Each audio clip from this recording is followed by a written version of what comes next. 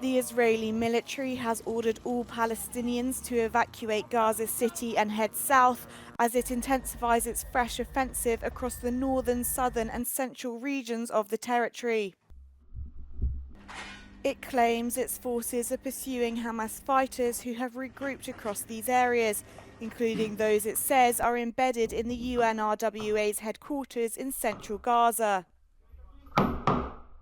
Heavy bombardment over the last few days has already killed dozens of people and forced the closure of some of the few remaining hospitals and medical facilities in Gaza City. Israel's escalation of military activity comes as US, Egyptian and Qatari mediators met with Israeli officials for ceasefire talks in the Qatari capital of Doha. It's believed the latest action could be aimed at putting more pressure on Hamas while these negotiations take place.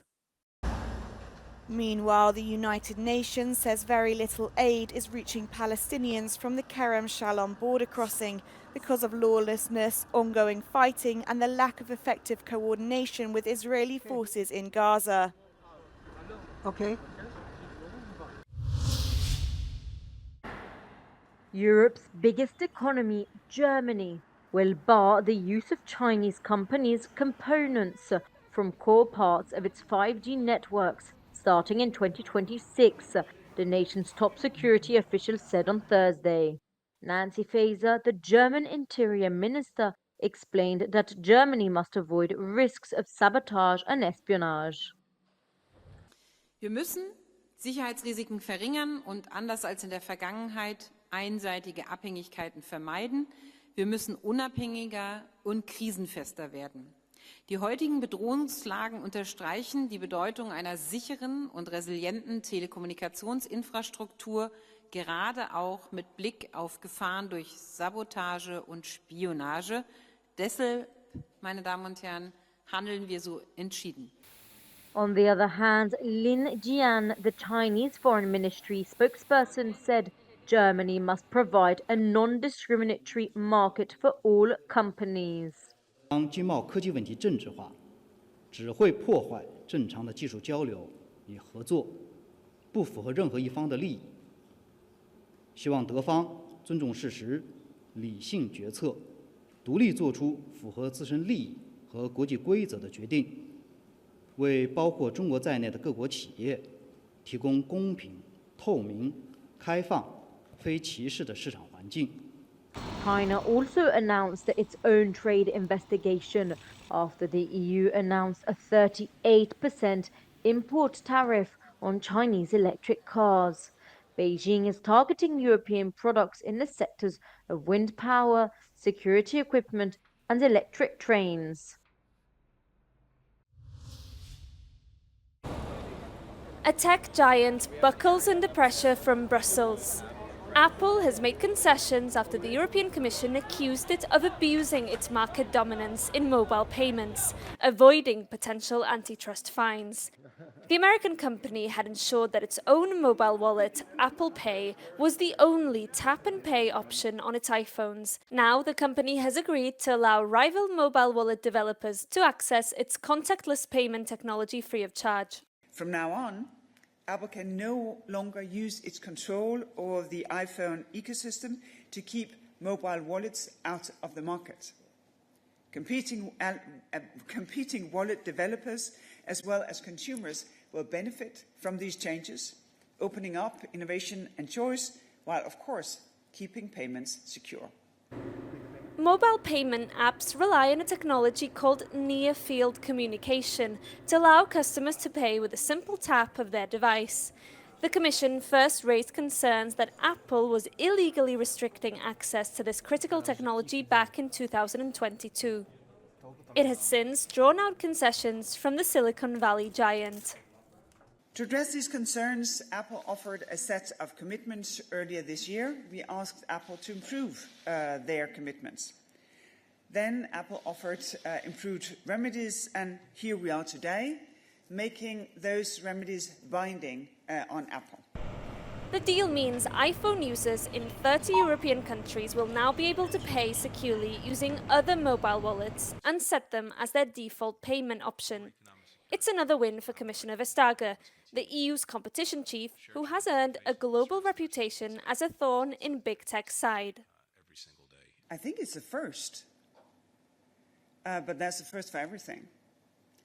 And of course, I would hope that Apple would learn from this experience, because as you will know, we have a number of non-compliance cases against Apple with their DMA obligations. And I think it would be a good thing for Apple's rivals and for customers if those could be settled by full compliance with the DMA. Brussels has also said that Apple's App Store rules breach the Digital Markets Act because it squeezes out innovative competitors. It could lead to a potential fine of up to 10% of the company's global annual turnover. Thousands of participants arrived in Potocari after 3 days of walking the route many took in July 1995, seeking refuge and freedom. A significant number of participants were children of Srebrenica victims, entering arm in arm, just as their fathers did when they navigated the forest. This year was particularly challenging due to the intense heat and difficult terrain. According to the organizers, around 6,000 people walked this year, including 250 children. One of the participants passed away during the march. Dozens of human rights activists held banners in Belgrade on Wednesday to commemorate victims of the genocide. In May 2024, the United Nations approved a resolution establishing an annual day to commemorate the 1995 massacre of more than 8,000 Bosnian Muslims killed by Bosnian Serbs. The vote in the 193-member General Assembly was 84 against 19, with 68 nations abstaining. A reflection of concerns among many countries about the impact of the vote on reconciliation efforts in deeply divided Bosnia. This year's harvest has been considered as one of the worst in years by French farmers who are struggling to maintain their fields following storms and strong winds which have destroyed much of their wheat. Nicolas Payou is the president of the Indre Chamber of Agriculture, and he says they are suffering great losses. Là, on n'est qu'à 5 tonnes 3, alors qu'une année moyenne normale, on devrait faire 7 tonnes. Donc il manque 1 tonne et demie, à peu près, par rapport à une année normale. As well as fighting diseases that are affecting their crops, farmers are trying to adapt to climate change, but they say it's difficult as it is so unpredictable. Une année sèche, une année humide, c'est l'imprévisibilité qui fait que c'est compliqué parce que il y a des types de cultures qui se plaisent quand il fait sec. L'année d'après, si ça fait humide, elle ne va pas se plaire. On the whole, the loss of French cereal production is estimated at 13%.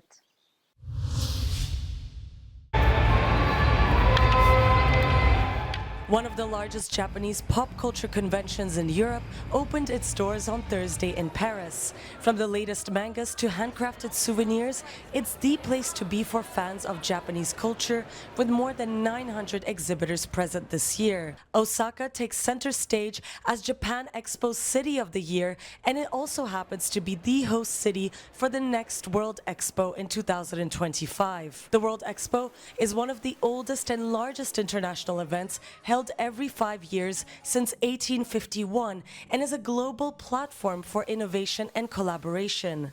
The theme for next year is all about designing a future society for our lives. All the countries and organizations will produce their pavilions.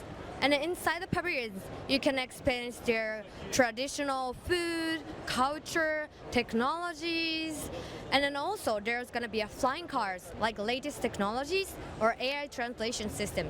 So people, when you go there, you can see what the future is going to be like. France's pavilion is one of the most anticipated ones. To all the visitors who will be coming to the France pavilion, they will be able to enjoy an immersive exhibition thought as a romantic stroll through France to discover French heritage and French culture. And the visitor will also be able to enjoy some good French food. There will be a bakery and also a bistro. At the Japan Expo in Paris, visitors could see some of the featured works that will be exhibited in France's pavilion in Osaka next year, like this tapestry representing a scene from the legendary Princess Mononoke animation film, highlighting our relationship with nature. It took craftsmen more than 1 year to weave this tapestry that will be featured at the entrance of the Osaka World Expo. Euro 2024 will culminate on Sunday with the Berlin final between England and Spain. The tournament was a boost for businesses like hotels and restaurants in Germany's host cities, and the sex industry was no exception. It is believed that more than 100,000 sex workers have been operating in Germany during Euro 2024. Allem aus den Ländern Bulgarien, Rumänien, aus der Slowakei, aus Tschechien, Polen. Die sind hier in der Prostitution einfach aus Armut. Das meiste wird sich ja doch eher in der City abspielen, die in den Hotelanlagen unterkommen. Dann wird mehr der Escort-Bereich daran verdienen. Wenn die Männer dann noch schön essen gehen wollen oder dann ordern sie sich noch ins Hotel ein Mädel auf Zimmer. The erotic service Arobella estimated that almost 14,000 sex workers came to Germany specifically for the football tournament. Prostitution in Germany is legal since 2002. Brothel keeping is legal too, and under new laws recently adopted, any brothel will have to be registered and licensed. HIV and STI testing, however, is not mandatory to operate such businesses in Germany.